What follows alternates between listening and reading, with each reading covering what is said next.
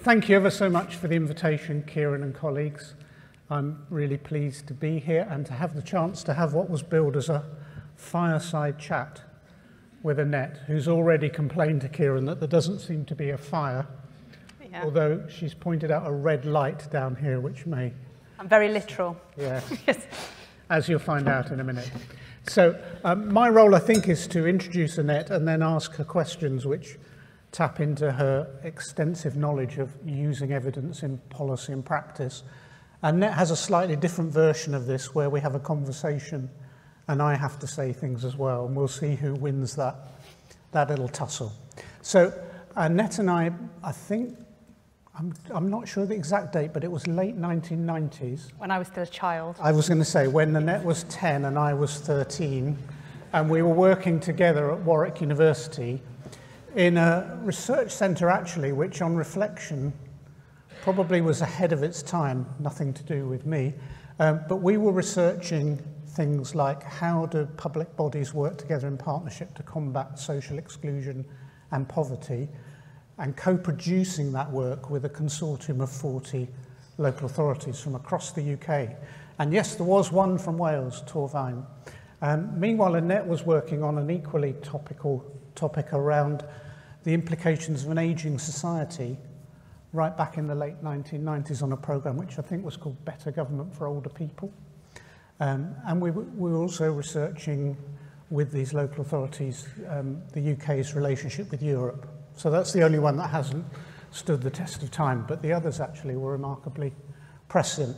Annette has gone on to much greater and important things since then, and I think I can fairly say, without any hyperbole, she's one of our leading experts on evidence use in policy and practice. She was part of the SRC Centre on Evidence-Based Policy and Practice. She was a co-author of the book What Works Now, which updated the classic What Works book, I think nearly 20 years on. What Works by then having become a mantra, the What Works movement, the What Works centres and network, and all of that. And more recently, Annette's been working with the UK Government Office for Science, heading up something called Transforming Evidence, of which you might say a bit more in a moment. And last, and probably least, she's a member of the advisory group for the Wales Centre for Public Policy, which is the organisation that I help to lead. So I was going to give Annette that inadequate introduction as a way of then saying, Annette, tell us a bit about what you've done since 1998, when we were at Warwick together. As children. As children. Yes. And kind of why this lifelong obsession with evidence use in policy and practice. Yeah, and I thought I might share like a few light bulb moments along the way, if that's okay, because what's kept me interested in this area and what got me interested in the first place was, I guess, starting out, my original degree was in political science, so I definitely came into doing research with a strong sense of conspiracy theories, so that, you know, nobody wanted to use research and this was all just something we did on the side. And the Better Government for Older People work that the Cabinet Office led, that Steve mentioned, back at the end of the 90s, was about trying to set a government agenda around the future of an increasingly ageing society and to think about that as a very positive thing. And one of my first kind of light bulb moments about this work was, you know, we had this lovely, really old-fashioned civil servant from the Cabinet Office, and we did all our research reports and we shared them with him, and he was like, nobody is ever going to read this. But actually the members of the public we worked with throughout the project read the report and annotated it and engaged with us in it, and actually what he meant was he wasn't going to read it.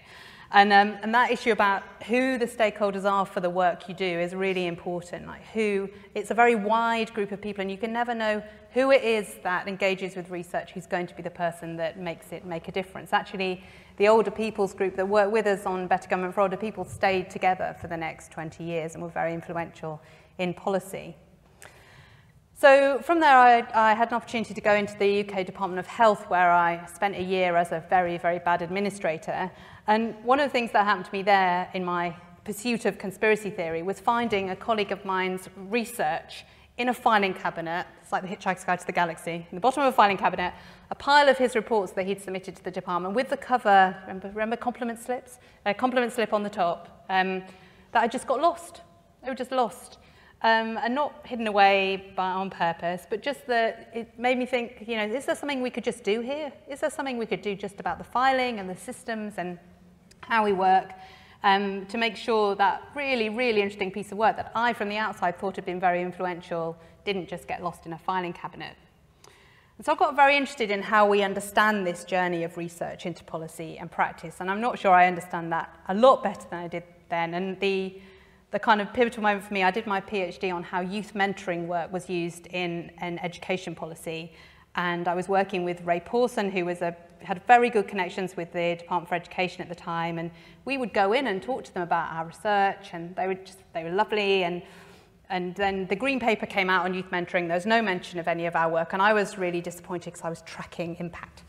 And so we were going down in the lift at the end, and I said to the person, very lowly person who's tasked with taking you to the lift, you know, such a shame about the, you know, because we did all that. And he said, yeah, your diagram was in the next to last version of the green paper. It had a whole page, but we had to cut it at the last minute because we had some other stuff to get on. And so we were so close to our research having visible impact. And it had influenced the conversation, but there was no visible sign of that. So that journey took me back, I guess, into the research world to think about, and I've spent the last 20 years and then thinking and researching and understanding as well as I can how we can make the most of the research we do for all the different people it's meant to benefit. Great, yeah. Thank you. I'm wondering whether we could pursue that impact theme for a little bit. There are different kinds of impact. Is a citation in a government document really impact, or is changing the framing of the discussion an impact? Can you say a little bit about that? Do you think impact is something we can actually aspire to? Or? I think we can definitely aspire to impact. Whether we can aspire to capture it in measures is the challenge. We've just done a big consultation exercise as part of my government job, and the one thing people come back to us and say, you know, thank you, you know, for this opportunity, and we've been really engaged with government, but we want to know what happened to our piece of research, where our piece of research has had an impact on policy. And actually, I can't, even from within government, I can't give them that answer because I know where it went, but what happened to it and how it melded, as Nick mentioned earlier, with other forms of evidence. And that's entirely as it should be, but that then capturing what your piece of evidence. So I think it is about changing our framing about what it means to make a difference, that we are contributing, we're putting something into a larger pool of different types of evidence, different perspectives, different knowledge, and that's all for the good.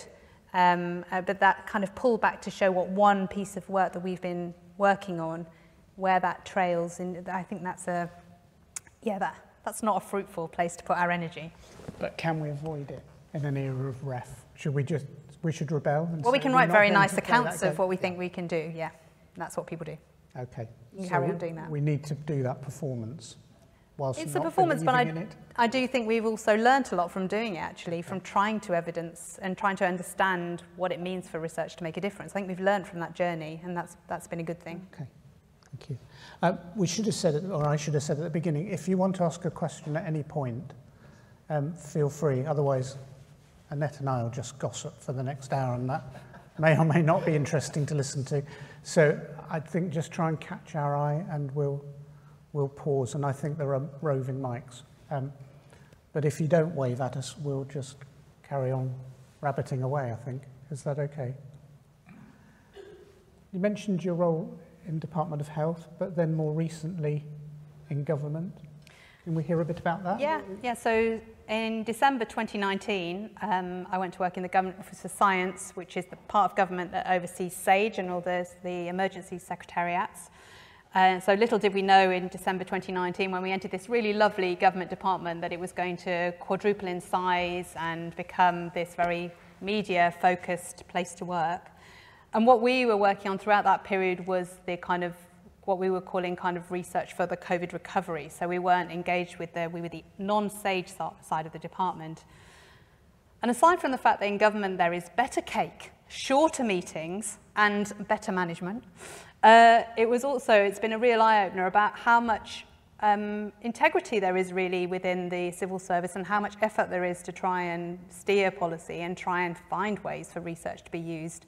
And that those opportunities for us to move between environments and see what it's like to be doing policy work or to be doing practice are so important for those of us who primarily do research, to understand what it means for where your research lands and how people are thinking and using it and what it means to present it in a way that they can engage with. So that's all been good. The work we've been doing is each government department has to articulate now and publish its areas of research interest, to say what they want to know about in terms of research. And what our work's been doing is about trying to mobilise those areas of research interest so that they are useful and usable for the research community, for the funding community, and perhaps most interestingly, that we hadn't anticipated, for the cross-cutting issues that governments are interested in. Actually, for those people here who work in health, nearly every government department identifies research questions that are to do with health, whether it's from a transport perspective or a pensions or a benefits perspective. And so those trying to connect up really those government agendas a bit more clearly. So that's been really interesting. Simon and I were talking about this just while I should have been up here getting mic'd up. But do you want to come in on that one, Simon? We were talking about nearly every problem is a cross-cutting, complex problem. How do we respond to that as evidence providers? I'm really interested, having worked across all these different organisations and tried to cross those sort of policy or often silos, what have you found works in terms of ways of working or the setting up of systems and structures? And do you have different challenges in different areas or different organisations? Yeah, so we've just done a big exercise getting people to talk across particularly different disciplines, but also different kind of problem framing. And actually it just takes a bit of setup work and an explicit acknowledgement that we look at problems in different ways. And then people find it really interesting. So it's really interesting for someone who works on local authority housing to talk to somebody who is interested in architecture and the built environment. But it does need a bit of work and facilitation to help that happen. And so it's not something, just putting people in a room is not enough. But I think having those conversations is really stimulating for people from different disciplines and angles, if they've got that help to talk to each other really. So it's a little bit about the language we use, but also how we see problems and how we see, and what the solutions look like in our world, which are often very different. So I think it's stimulating stuff with a bit of help. Yeah. And I'm now realising I should have asked Simon to introduce himself just because I knew him. That was a mistake. But let's do that from now on, shall we? Yeah. Well, Simon Murphy, I'm Director of Decipher, one of the healthcare research fellows for Thanks, and I know Kieran's got a question, but I'm just disturbed at your revelation that you were in government during the pandemic eating cake. Yeah. Yes. We'll move on my own, though. Oh. Kieran, have you? Kieran Walsh from Healthcare Research Wales. In the UK, we have a very strong institutional separation, both between politicians and civil servants. You know, our civil service largely stays the same when we have political transitions, and also between the civil service and academia. It's not very common to do what you're doing and go from academia into the civil service. It's even harder to go perhaps the other way. Yeah. And I'm just contrasting that internationally, most obviously with America, for example, where because there's a large number of political appointees, it's quite common for academics to move into government when there's a transition, a change of administration, a change of political control, and quite common for them then to retreat back into academia when it changes again. I just wondered if you had any thoughts about why it is we don't encourage that shift, and having done it yourself, what we could do to make it easier, if you think it's a good thing to have these people who bang back and forth between the two worlds and hopefully understand both worlds. Thank you, Kim. So I think it is a good thing to do. One of the things I think we're not sure from the current evidence is how much intensity there needs to be for that. So maybe spending a day in a care home when you do social care research is going to help you be a better social care researcher. You don't need to go for a year. And maybe in government you might need to spend a week. So I think that the level of intensity of how much you need to move around the system, and certainly our civil service colleagues are very keen to have people in from outside. There's lots and lots of small package bits of work they've got, and they don't have enough people to do it. So there's lots of demand for that, and the systems are different in different departments, often about security. So, but there is a scope for that. There's not so much support for people coming the other way. And I think that is a shame that there isn't those same incentives and actually that feeling of like, I'm not letting someone go because they might not come back. And so that sense that you want people to be coming in and out, yeah, I think there is a positive, but it's not, and it's not for everyone. So there'll be people who do that, but people who kind of stay where they are as well. And we shouldn't, yeah. My worry with the idea of fellowships and exchanges is it's become the thing. And we always think in knowledge mobilisation there will be one solution. So in the States at the moment, it's all about research practice partnerships. The only way to change things is for us all to work in these new partnership forms. Here, it's all about fellowships. And actually, what we know is that if you're going to have more knowledge mobilisation, as Lisa and Reb talked about their social care Wales work earlier, you need a strategy and lots of different techniques and approaches, and you need to be doing all of those things. And at the same time, you need to still be putting out your research in journals and doing blogs and all that. You know, there's a lot to do. So that does worry me about the exchanges and fellowships. It seems to be the latest thing we've gleefully fallen on as the thing that will solve the problem. Yeah, I mean, come to your question in a sec. I worry a bit that what we'll do is cultivate some individuals who become very effective boundary spanners, but they're still operating in the same systems that constrain their ability actually to use evidence wherever they are. Is that just my bias? Or yeah, and we did a study a few years ago of people who'd had NHR investment in their career in healthcare, and they talk about like a whole range of resistance they had going back into their NHS roles. They had resistance from their teams who said, well, you've had some time out, get back to work. And their managers who said, don't ask her to do this again because I've been covering for you. And the organisation that said, I don't want to learn from you, I want you to get back to work. You know, so the system isn't really absorbing their skills, but they as individuals are growing. Yeah. Yeah, so that's the problem at the moment. Thank you. There's a question right at the back. Hello, Janet Messer from the Health Research Authority.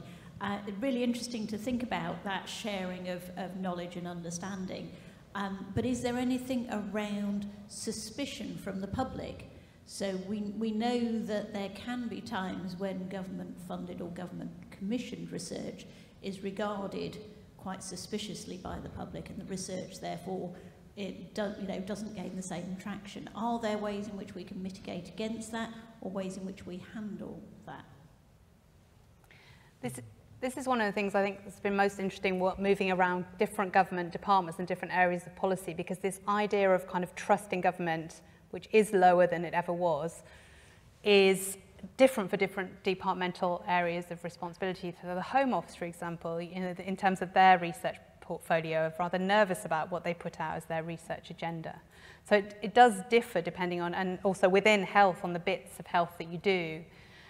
I think though, trust in scientists seems to have continued to rise. So, and that is part of our responsibility, that people do trust independent academic research as a source of knowledge. And so how we hold on to where that comes from and why that's the case is important for the sort of knowledge that we produce. And there's a colleague right in front there. Yeah, my name's Anthony Cope. I'm a PPI volunteer. I was slightly shocked when you said that research can just end up in the bottom of a drawer. So my thought was, how do you get that? How do you stop that from happening? Or are there certain gatekeepers that need to be got through?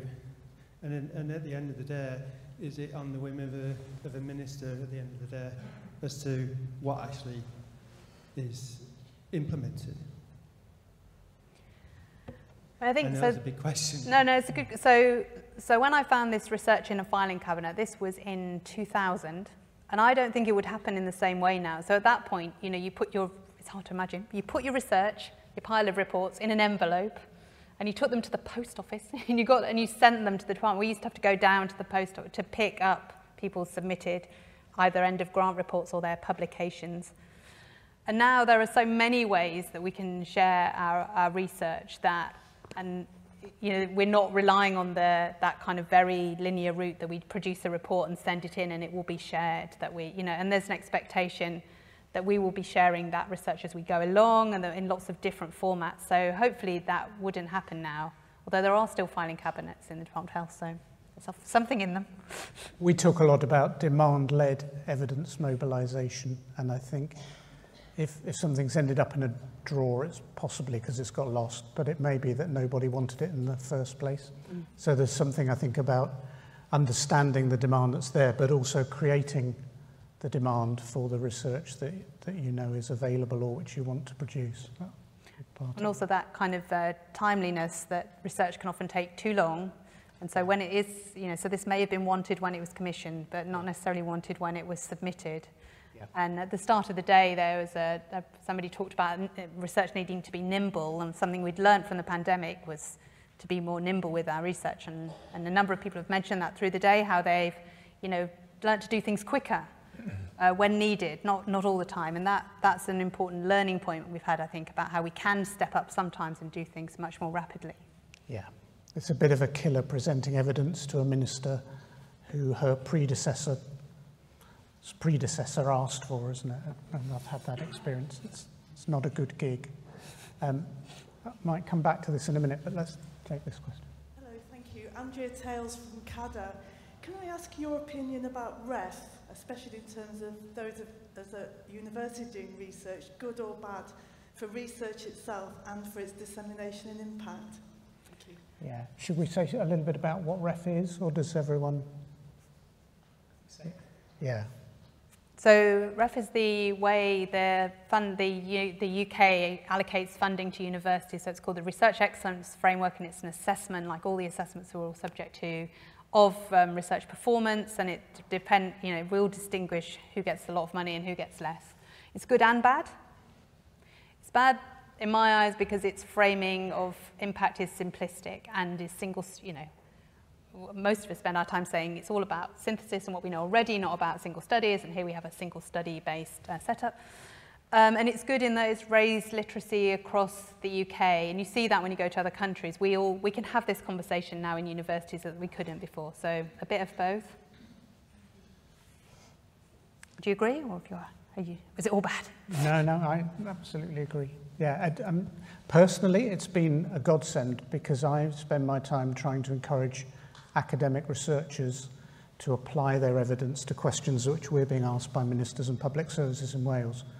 So it's a very, very useful lever for those of us who want to see evidence used in policy and practice to say to our academic colleagues, hey, come on, you're going to have some fun, but you're also going to tick a box in this process. So I like ref for that reason. I think the model of evidence use that seems to underpin it is ridiculous for the reasons that Annette has said. But please. Roger Seddon, Health Impact Assessment Researcher. I've got perhaps a provocative question. Do you think fashion dictates the reception of research on our ministers' desks? I'm thinking that over the last couple of years there's been a growth in social research laboratories throughout the country. I think they've reached their apogee with Michael O'Leary's sponsoring of the SDG lab at Oxford. But do you think fashion plays a part in dictating or perhaps complementing your strategy to make sure your research comes at the right time to the right person? That's a great question. Yeah. For me, what's more than fashion is framing. So I think our framing changes, and that's what distinguishes certain research being. So, for example, we're here talking about health and social care, but most of the time we're talking about health, because the framing of health and social care is still predominantly about health, and that framing still needs to shift. You go into other areas of policy, and so say during the pandemic, we talk about the impact of research during the pandemic. We actually mean the impact of epidemiology and modelling during the pandemic, but the rest of us go on the coattails of that with all our research contributions. So framing is so important, what we mean with the words that we say. I think fashion does come into it. So, for example, behavioural science is super fashionable at the moment. That came from the US, this idea. It's all about, the tax man reminding you that you've got to pay, and those little reminders matter. So that's very big in government at the moment. So there is a bit of that. But for me, the bigger thing is how we shift framing so that it really fits with the concerns that we're facing. Thank you. Can I take you back to the quote? discussion we were just having about agility and research being available at the time when potential users of research in policy or practice would want it. And I've heard you say something along the lines of, we don't need more research, we don't need more evidence synthesis. Maybe a difficult thing to say in an audience who are partly researchers, but what we do need is to be much smarter at using the evidence we've already got. Is that, am I misquoting you, or is that? No, I think there's so much research out there, and when we have new students start and they tell you their topic, and you say, if you go away and look, you'll find that, there might be quite a lot out there already, and people are always shocked by how much there is on what they think is a kind of completely novel area they've found. And that, actually from a practice and a policy perspective, that's really brilliant news, because it means in almost anything we're departing on, there will be some research out there that we can draw on. And what we need is to have those spaces to have conversations about how that fits our context and our services and our service users. That's the spaces that are missing, which is the sort of work that Steve does with the Welsh Assembly, giving people some space to talk through, well, what does this mean for us? And do we actually need a bit more additional research or not? So that feels like a really important place, and we are constantly pulled back to commissioning more research, which comes with all these issues about having to wait for that research to actually be done and to be ready to be shared. So I think doesn't mean we know everything, but there's so much we know, and we're always tempted to go out and buy brand new rather than recycling. Do you think we're getting better at that, or are things as bad as they were 20 probably years ago? Maybe a bit better. I'm an optimist. Okay. We spend more on synthesis than we have done. So it's a slightly bigger part of the research funding portfolio, I think. Maybe not. Is there another question? Yeah. Hi, I'm from Health Technology Wales. I just wanted to ask you, given kind of the focus that we've had today on person-centred, more kind of care-focused research, given that it's much harder to kind of accurately assess impact in terms of, numbers and quantitative data that we kind of like from a government perspective, do you think that there are two prongs, I suppose? Do you think that there is a hesitancy in a policy sense to kind of take on this research and be more receptive and open to this research? And if there are these hurdles, what do you kind of think that they look like? Does that make sense? Oh, I didn't quite get it, so you start.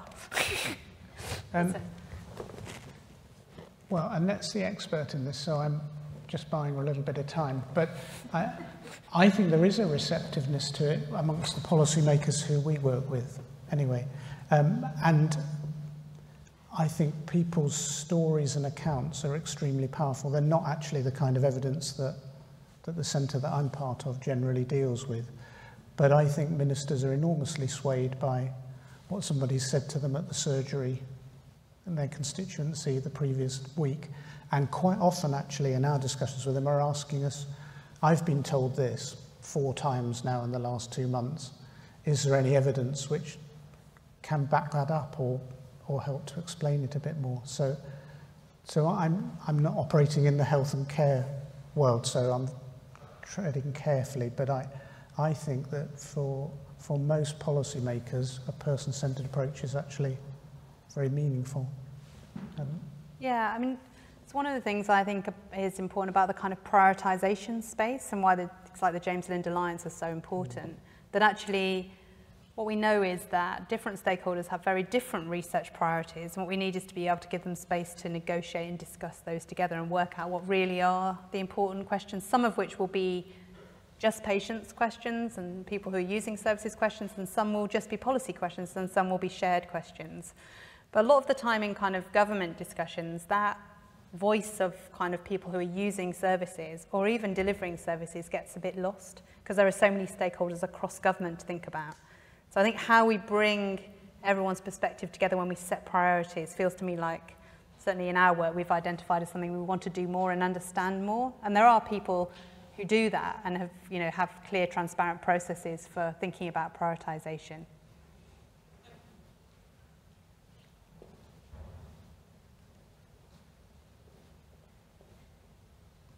There's kind of no escape from COVID, I think, in talking about some of this. So two points to do with COVID.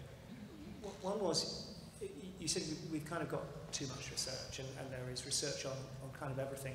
One of the things we've discovered, I think, in the pandemic was we were really well prepared with our research base on some things. Yeah. Vaccines, the epidemiology, the modelling, you know, lots of work.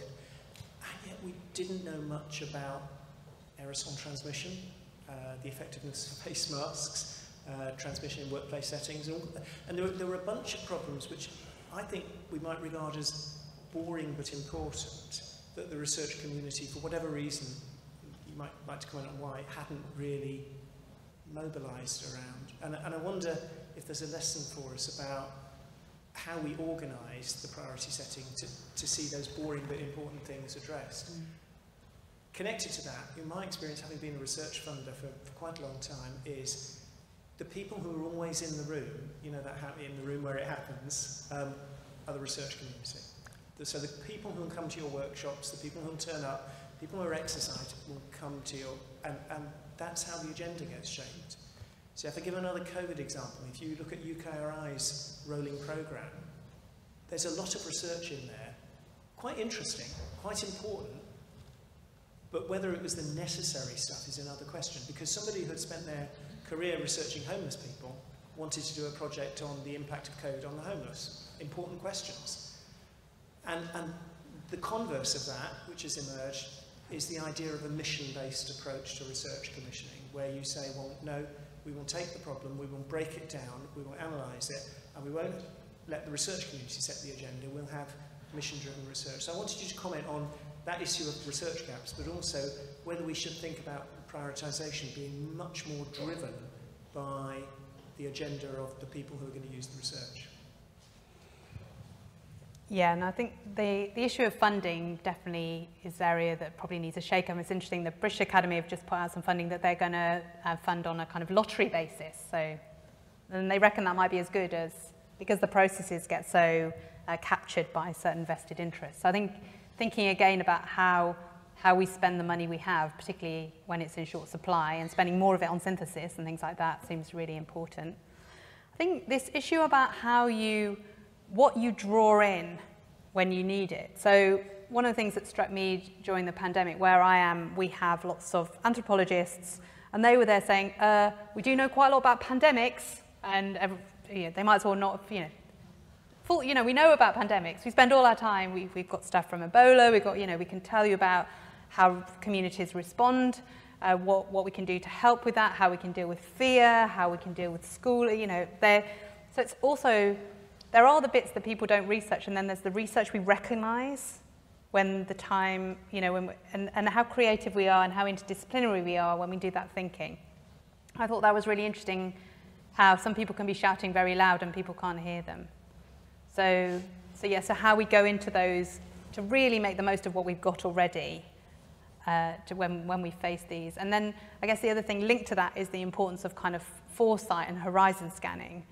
So the government was ready for a pandemic, they just weren't ready for a pandemic like that one of something that they didn't know anything about. And so, we do have an infrastructure of readiness for all kinds of problems that are going to come along, and that's a really interesting part of the research community, people who help you prepare for things that are going to come along and be disasters. So yeah, the research plays into the picture in so many ways, and we spent a lot of time thinking, as you say, about one particular subgroup which we must see as successes, because a lot of them are about significant investment over a long time and building infrastructure and relationships to be able to be mobilised really quickly. So that is really good, but then there's all the other things that we maybe just didn't spot that we could also have used as well. I wanted to ask you a bit about ARIs, areas of research interest. We're going to talk about AI. No. Oh, well, we can, if you know anything about that. Because I think it sort of links. I've always wondered whose areas of research interest they are. They seem like a step forward. We've been slow to adopt them in Wales. Yeah. But are they actually? Are they leading to a more demand-oriented type of research and evidence? Or is it a bunch of government social researchers, in fact, dreaming up those areas of research interest? No, so areas of research interest are, so they are done, they're quite UK focused, but the Americans have tried this in the past. So the idea just is a bit more transparency about what your agenda is. And it is the agenda you're prepared to share outside. So if you're defence or you're the Home Office, it's not your whole agenda, it's what you're prepared to share publicly. But what it has done is allow government analysts to make better relationships with policy teams to negotiate what it is that they're interested in. So there's some internal learning there. And then to talk to other departments about, oh, you're interested in that and we're interested in that. So there's some interesting learning there. It's not the whole picture, and there are big gaps because of the things that governments aren't prepared to articulate externally. But it has helped, and linking to department science strategies to help them think and have a kind of a view of how they want to work and what they need to do and what capacity they need to build. Because after all, for our research to be useful, we need capacity within government and within local government and within practice contexts to be able to use that and find useful that research, you know, to do things differently. Do you think it could be adopted at local level? So the Greater London Authority is just doing its areas of research interest. All the parliamentary select committees produce them now, which I think is a really interesting use as well. So they are being adopted in sort of local government as well. I was thinking, Kieran, one of the groups that it seems to me didn't come out well from the handling of the COVID pandemic was perhaps the behavioural insights gang that Annette alluded to, who were all telling ministers apparently that we wouldn't comply, whereas in fact we were much more scared than they'd bargained for.